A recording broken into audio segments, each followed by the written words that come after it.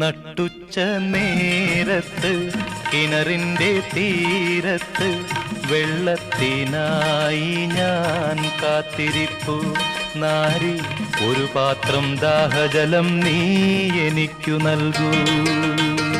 അയ്യയ്യോ നീയൊരു യൂതൻ, ഞാൻ ഇന്നൊരു ശമരായത്തി, ഞാൻ കോരിയ വെള്ളം തൊട്ടാൽ തീണ്ടലില്ലേ, ഞാൻ കോരിയ വെള്ളം തൊട്ടാൽ തീണ്ടലില്ലേ.